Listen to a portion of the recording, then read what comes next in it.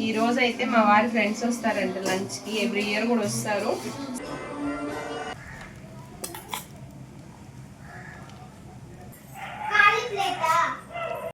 ఈ సంక్రాంతి పండుగను మీ అందరితో షేర్ చేసుకోవడం నాకు చాలా హ్యాపీగా ఉందండి. మా ఇంటి సంక్రాంతి పండుగను మేము ఎలా సెలబ్రేట్ చేసుకున్నామో ఈ వీడియోలో మీతో షేర్ చేసుకుంటాను. వీడియోని స్కిప్ చేయకుండా ఎండ్ వరకు చూసేయండి.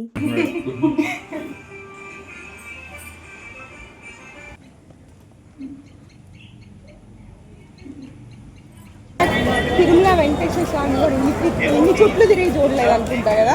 ఇట్స్ వైకుంఠ ద్వార దర్శనానికి టికెట్స్ మాకైతే 16th 3 o'clock దొరికాయి అనమాట. హలో అండి, నమస్తే, welcome back to our channel మన ఇంటి ముచ్చట్లు బ్లాగ్. సో అందరికీ కూడా మకర సంక్రాంతి శుభాకాంక్షలు. హ్యాపీ సంక్రాంతి. మకర సంక్రాంతి రాలా రిష్టం చెప్పడానికి. మకర సంక్రాంతి శుభాకాంక్షలు. గుమ్మానికి తోరణాలు, బంతిపూల మాలలు అన్నీ కూడా నిన్న ఈవినింగ్ పాపకి భోగిపళ్ళ ఫంక్షన్ చేశాం కదా, అప్పుడే కట్టేశానండి. కొంచెం ఫ్రెష్గానే ఉన్నాయి, నిన్న ఈవినింగే కదా కట్టింది. అలాగే దేవుడి రూమ్లో కూడా మామిడాకులతో అన్ని తోరణాలు కట్టేశానమాట.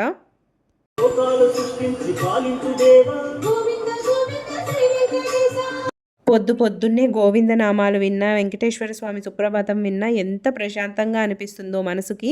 సో ఈరోజు స్పెషల్ వచ్చేసి ఆ సూర్య భగవానుడికే కాబట్టి రథం ముగ్గు వేశానమాట.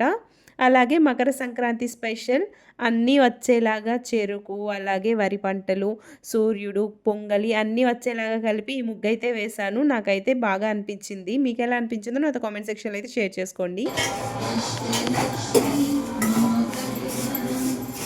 పాయసం చేస్తున్నా.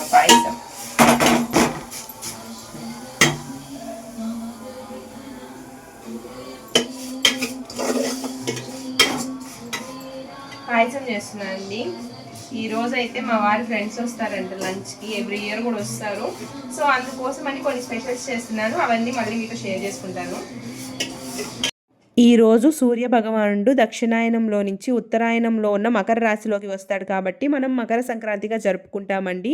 సో ఎందుకు జరుపుకుంటున్నాము, మన ఫెస్టివల్స్ని, వాటి ట్రెడిషన్ ఏంటి అనేది కూడా తెలుసుకోవాలి కదా మనము. ఈరోజు సూర్య భగవానుడికి అలాగే వెంకటేశ్వర స్వామికి ప్రత్యేకంగా పూజ చేసుకుంటాం కదా. అంతేకాకుండా మన పెద్దవాళ్ళు, పూర్వీకులు ఉంటారు కదండి, వాళ్ళందరికీ కూడా తర్పణాలు వదులుతాము. సో దట్ వాళ్ళు మనశ్శాంతిగా, సంతోషంగా ఉంటారు, అలాగే మనల్ని ఆశీర్వదిస్తారని కూడా. ఈరోజు నేనేమేం నైవేద్యాలు చేశానో చూపిస్తున్నానండి. పాయసము, బెల్లం పొంగలి, అన్నము, సాంబార్, అరటికాయ ఫ్రై, అలాగే బూరెలు, గారెలు ఇవన్నీ కూడా మనం నైవేద్యంగా సమర్పిస్తాం కదా. ఇంకా ఫ్రూట్స్, స్వీట్స్ ఇలాంటివి ఏవైనా ఉన్నా కానీ మనం పెట్టచ్చు అనమాట. సో నైవేద్యంగా అన్నీ పెట్టేసి పూజ అయితే చేసేద్దాము. ఇప్పటికే చాలా లేట్ అయిపోయిందండి. నేను ఏమేం చేశాను ఏంటి అనేది చూపిస్తాను చూడండి. ఈరోజు ప్రసాదాలు అన్నీ కూడా. సో అరిటాకు కానీ ఇస్తరాకు కానీ ఏదైనా తీసుకొని ఒక ప్లేట్లో పెట్టి దాంట్లో మనం చేసిన నైవేద్యాలన్నీ కూడా పెట్టాలన్నమాట. సో కొంతమంది 3 ఇస్తరాకులు లేదా 5, 7 ఇలా వేస్తారండి. నేనైతే ఒక దాంట్లోనే అన్నీ పెట్టేస్తున్నాను. ఈ ప్రసాదాలే కాకుండా మనం పండగ కోసం చేసుకున్న పిండి వంటలు, అరిసెలు ఇలా ఉంటాయి కదండి, చెక్కలు, మురుకులు ఇలాంటివన్నీ కూడా పెట్టచ్చండి నైవేద్యంగా. మొత్తం అన్నీ కూడా ఈ విధంగా పెట్టేసుకున్నానండి. అలాగే ఇంకొక దాంట్లో కూడా పెట్టుకుంటున్నాను. బయట సూర్య భగవానుడికి కూడా పెట్టాలి కదా. నైవేద్యాలు, కొత్త బట్టలు అన్నీ కూడా పూజ గదిలో సిద్ధం చేసేసుకుంటున్నానండి. పూజ చేసుకోవడానికి ముందు ఫ్రూట్స్ అవన్నీ కూడా. సో నేనైతే ముందుగానే పూలు అన్నీ పెట్టి రెడీ చేసేసుకున్నాను అనమాట. ఒక పక్క వంట చేస్తూ ఒక పక్క ఇక్కడ దేవుడి రూమ్లో కూడా అన్నీ సిద్ధం చేసుకునేసాను. ఓం ధృతిమతే నమః, ఓం కామిన్యే నమః, ఓం కవిత్వఫల ప్రియాయ నమః, ఓం బ్రహ్మ విద్యా విభవే నమః, ఓం జిష్ణవే నమః, ఓం విష్ణు ప్రియాయ నమః, ఓం భక్తి జీవితాయ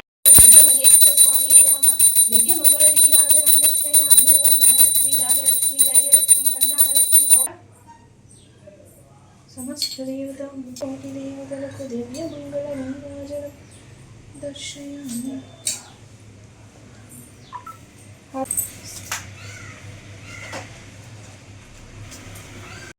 నేను తులసి చెట్టు దగ్గర సూర్యుడి కోసం రథం ముగ్గు వేశానండి. అందులో సూర్యుడిని కూడా వేశాను, చూసారు కదా. మనం ఏ విధంగా అయితే అన్ని నైవేద్యాలని పెట్టామో లోపల పూజ చేసుకునే దగ్గర, అదే విధంగా ఒక చిన్న ప్లేట్లో అన్ని నైవేద్యాలు పెట్టి సూర్యభగవానుడికి సమర్పించాలండి. పూజ అయిపోయిన తర్వాత హారతి కొండెక్కిన తర్వాత ఆ నైవేద్యాన్ని తీసుకెళ్ళి మనం కాకులకి పెట్టాలన్నమాట.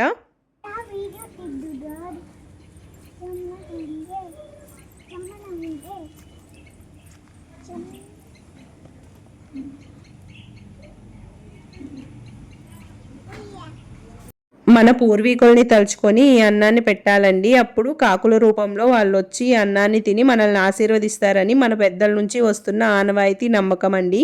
కొత్త బట్టలు, మనం చేసిన పిండి వంటలు అన్నీ కూడా పెట్టి మన పూర్వీకుల్ని తలుచుకుంటూ మనం పూజ చేసుకోవాలండి ఈ సంక్రాంతి రోజు. మన పూర్వీకుల ఆత్మలకు శాంతి కలగాలనేసి ఈరోజు మనం గుడిలో అయ్యేవారికి వాళ్ళకి వాయన దానం ఇవ్వాలండి. అలాగే తర్పణాలు కూడా వదలాలి. ఈ విధంగా మనం చేయడం వల్ల మన పూర్వీకుల ఆత్మలకు శాంతి కలిగి వాళ్ళు కూడా మనం బాగుండాలని మనస్ఫూర్తిగా దీవిస్తారు. మన ఫ్యామిలీస్ ఎప్పుడూ బాగుండాలని కోరుకుంటాం కాబట్టి ఇలాంటి సాంప్రదాయాలన్నింటినీ కూడా మనం పాటించాలండి. టైం అయిపోతుందని చెప్పేసి ముందుగా దేవుడికి నైవేద్యం పెట్టడానికి కావాల్సిన బూరెలు, గారెలు మాత్రమే వేశానండి. సో నెక్స్ట్ ఆ పూజ అయిపోయిన తర్వాత మిగిలినవన్నీ కూడా వేస్తున్నాను. మళ్ళీ టైం అయిపోతుంది, అందరూ భోజనానికి వస్తారని చెప్పాను కదా. ఈసారి పండగ పిండి వంటలంటూ స్పెషల్గా ఏం చేయలేదండి, అందరికీ హెల్త్ బాగాలేకపోవడం వల్ల. ఒక పక్క సుగీలు, ఒక పక్క వడలు, మల్టీ టాస్కింగ్. సో మా వారి ఫ్రెండ్స్లో కొంతమంది రాలేకపోతున్నామన్నారంట, అందుకోసం వాళ్ళకి ప్యాకింగ్ చేసి ఇచ్చేయమన్నారు. దానికోసం సపరేట్గా ప్యాకింగ్ చేసి మిగిలినవన్నీ వేసేసాను. మా వారి ఫ్రెండ్స్ అయితే వచ్చేసారండి. అందరం కలిసి కబుర్లు చెప్పుకుంటూ లంచ్ అయితే చేసాము. ఈ విధంగా అందరం కలిసి సెలబ్రేట్ చేసుకున్న సంక్రాంతి చాలా బాగా అనిపించింది. అలాగే మీ అందరితో షేర్ చేసుకోవడం కూడా నాకు చాలా హ్యాపీగా ఉంది.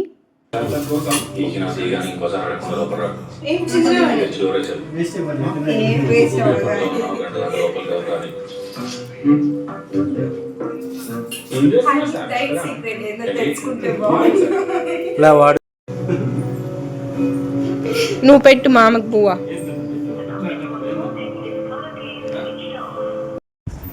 పర్లేదు, బాగానే ఉన్నాయా?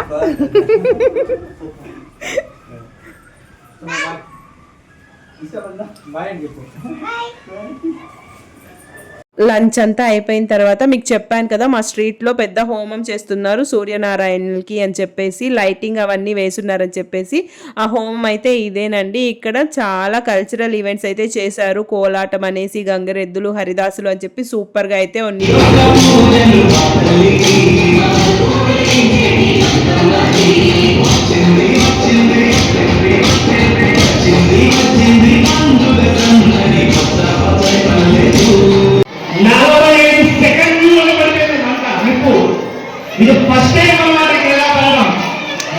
ప్రోగ్రామ్స్ అన్నీ అయిపోయిన తర్వాత ఫైనల్గా లంచ్ అన్నమాట. మా ఇంటి ముందే కుక్ చేశారు నైట్ అంతా అని చూపించాను కదా. సో అందరికీ భోజనాలు.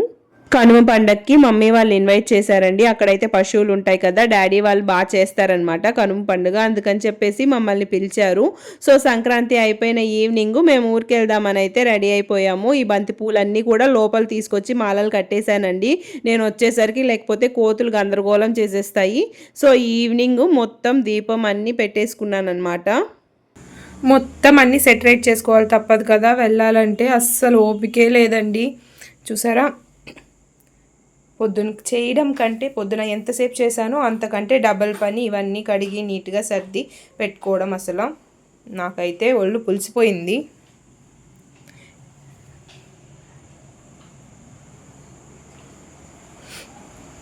నేను మళ్ళీ తిరిగి వచ్చేసరికి ఈ ముగ్గుని కోతులు గందరగోళం చేసి అవతల పడేస్తాయి.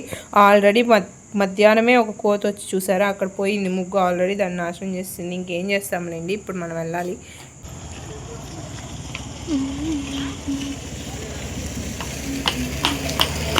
పడతావు, చెప్పా కదా ఎక్స్ట్రా చేయొద్దు, పడతావనేసి.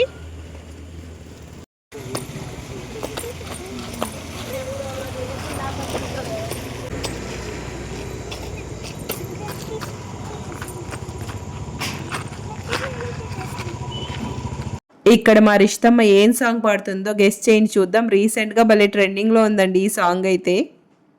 లైటింగ్ మాత్రం సూపర్గా ఉందండి. మామూలుగా అయితే వినాయక చవితికి వేస్తారు ఈ విధంగా లైటింగు. సో ఫంక్షన్ జరిగిందైతే ఇక్కడేనండి, చూపిస్తాను చూడండి, ఇక్కడే అన్నమాట.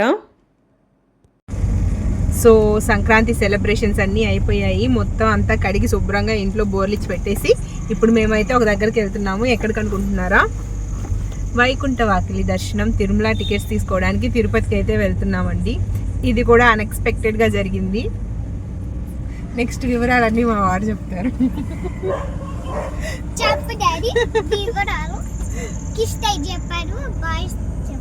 మమ్మీ వాళ్ళ ఇంటికని బయలుదేరి తిరుపతికి వచ్చామండి. టైం వచ్చేసి 10 అవుతుంది ఎగ్జాక్ట్లీ ఇప్పుడు. సో ఈ టికెట్స్ వచ్చేసి తిరుపతిలో 3 ప్లేసెస్లో ఇస్తారండి. శ్రీనివాసం ఒకటి బస్ స్టాండ్ దగ్గర, ఇంకొకటి రైల్వే స్టేషన్ దగ్గర విష్ణు నివాసం, అండ్ ఇంకొకటి అలిపిరి మెట్లు ఉంటాయి కదా అక్కడ భూదేవి కాంప్లెక్స్ అని ఉంటాయి. ఈ మూడిట్లో అయితే టికెట్స్ మనకి ఇస్తూ ఉన్నారు. మేమైతే శ్రీనివాసం దగ్గర తీసుకున్నామండి టికెట్స్. రష్ అయితే ఎక్కువ ఏం లేదు, బట్ క్యూ లైన్స్ మాత్రం ఫుల్గా ఉన్నాయండి. 4 అడుగులు వేస్తే వచ్చేదానికి 400 అడుగులు వేసే అన్ని క్యూ లైన్స్ పెట్టున్నారనమాట. ఫుల్గా ఉన్నాయి క్యూ లైన్స్ అయితే. పాపం ముసలోళ్ళైనా సరే ఎవరైనా సరే ఆ క్యూ లైన్స్ అన్నీ తిరగాల్సిందేనండి. స్టార్టింగ్లో ఉండే క్యూ లైన్స్ చూసి అబ్బా అనుకున్నానండి. అసలు ముందుకెళ్తే తెలిసింది దానికంటే అమ్మమ్మలా ఉండే క్యూ లైన్స్ అన్నీ ఉన్నాయని చెప్పేసి. అసలు ఎన్ని ఉన్నాయంటే అసలు మొత్తం నా ఫోన్లో 3000 స్టెప్స్ అయితే వచ్చాయన్నమాట ఆ క్యూ లైన్స్ అన్నీ తిరిగేసరికి. మాకే కష్టంగా ఉంది. పాపం రిషితమ్మ ఎక్కడ తిరుగుతుందిలే అని చెప్పేసి వాళ్ళ డాడీ ఎత్తి అవతలు దించేశాడనమాట క్యూ లైన్స్కి. రిషితమ్మ జాగ్రత్త. చూసారా ఎన్ని క్యూ లైన్స్ ఉన్నాయో. అసలు రష్ లేని దానికి ఇన్ని క్యూ లైన్స్ అవసరమా అనిపించింది. కానీ ఏం చేస్తాం, కొన్ని కావాలంటే కొన్ని వదులుకోవాలి తప్పదు కదా. ఇంకా మనకి టికెట్స్ కావాలన్నప్పుడు ఎంత దూరమైనా ఎంత కష్టమైనా వెళ్ళాలి. ఎలాగో తోసుకోవడం తొక్కుకోవడం లేదు కాబట్టి కొంచెం పర్వాలేదండి. అదే రష్ ఉండి తోసుకునే పని అయితే ఏమైపోయి ఉంటాము.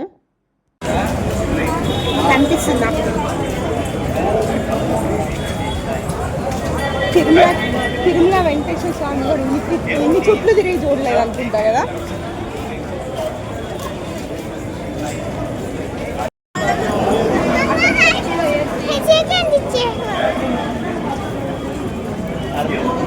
మనం ఆధార్ కార్డ్స్ తీసుకెళ్ళామంటే స్కాన్ చేసి మనకి టికెట్స్ ఇచ్చేస్తారండి. అక్కడే టైం స్లాట్స్ ఉంటాయి, మనం సెలెక్ట్ చేసుకోవాలి ఏ టైం స్లాట్లో వెళ్ళాలనుకుంటున్నామో, జస్ట్ అంతే అనమాట. సో ఫైనల్లీ టికెట్స్, మొత్తానికి టికెట్స్ అయితే సాధించామండి. చాలా రోజుల నుంచి ఈ టికెట్స్ కోసం చాలా డైలమాలో ఉన్నామన్నమాట, వెళ్దామా వద్దా అని చెప్పేసి. ఎందుకంటే రీసెంట్గా ఇన్సిడెంట్ జరిగింది కదా, రష్ ఎక్కువైపోతుంది, తొక్కేసుకుంటున్నారు, అలాగే 8 మెంబర్స్ వాళ్ళ లైఫ్ కోల్పోయారు టికెట్స్ కోసం అనేసి.